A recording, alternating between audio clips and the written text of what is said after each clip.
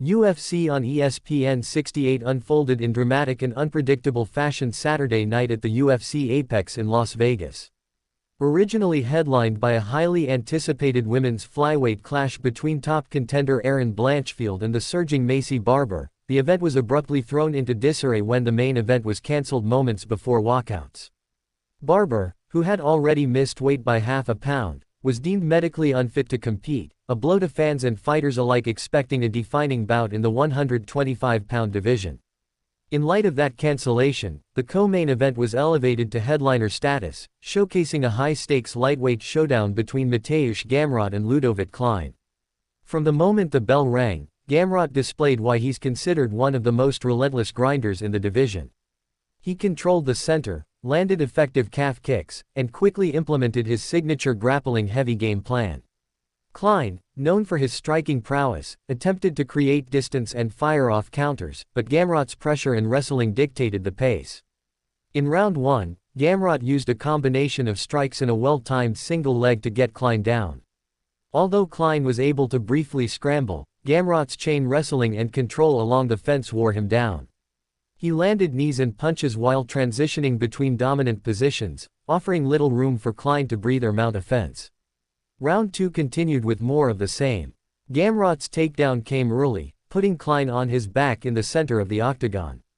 While Klein attempted to create space with his guard, Gamrot stayed heavy, delivering ground strikes and dominating control time. Even when Klein managed to stand briefly, Gamrot's grip and positional awareness brought the fight back to the mat. A brief separation late in the round allowed both men to exchange strikes, but it was clear who was in control. The third round opened with Klein looking to turn the tide. He landed solid jabs and kicks, stuffing Gamrot's first takedown attempt of the round.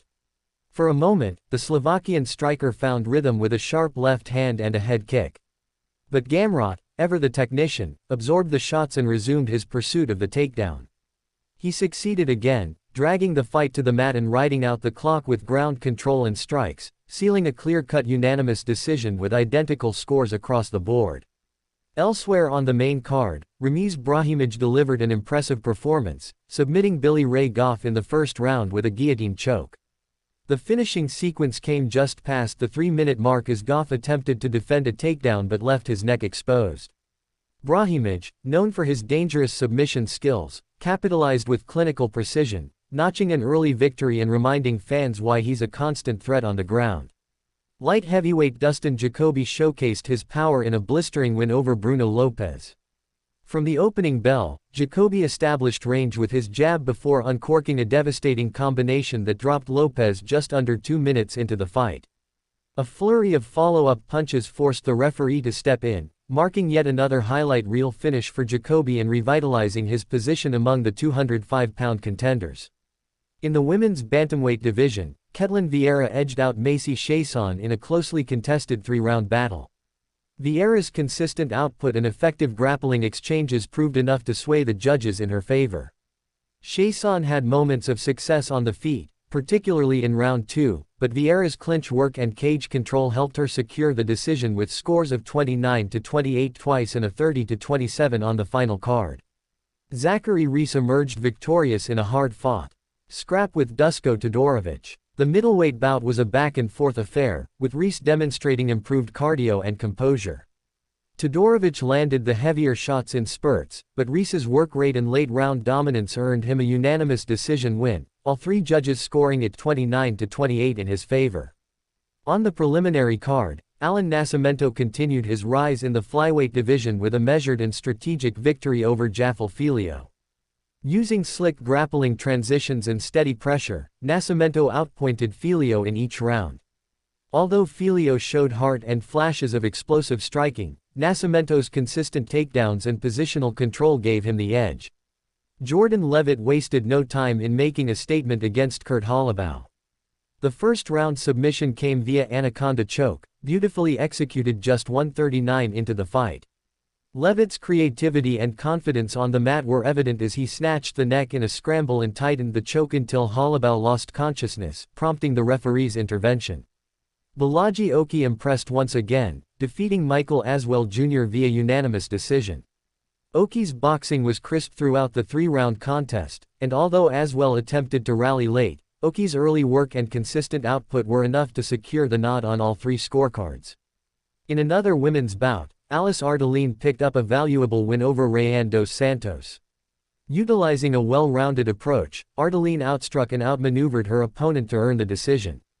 Her control in the clinch and superior cardio paid dividends, especially in the later rounds where she pulled ahead on volume and octagon control. The cancelled main event cast a shadow over the evening, particularly for Erin Blanchfield, who had been eyeing a potential title shot with a win over Barber. The New Jersey native had been on a hot streak and was viewed as a possible threat to flyweight queen Alexa Grasso. With Barber missing weight and ultimately being ruled out due to medical concerns, it remains to be seen what's next for both athletes, though the UFC may look to rebook the matchup quickly depending on Barber's health. Despite the disappointment of the main event falling through, UFC on ESPN 68 delivered a night of action that reaffirmed the depth of talent across multiple divisions. From highlight reel finishes to gritty decisions, the fighters on both the main and preliminary cards made the most of their moments. Mateusz Gamrot, in particular, walked away with a sense of redemption.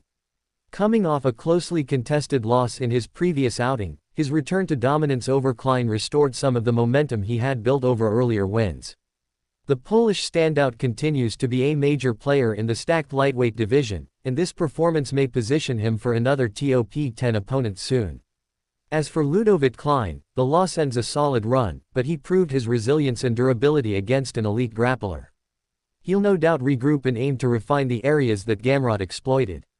His striking remains dangerous, and with the right adjustments, he could bounce back in his next outing. Elsewhere, Brahimaj's submission win reignited talk of his potential as a submission specialist in the welterweight ranks. With a few more performances like this, he could find himself climbing the rankings and earning matchups with more established names.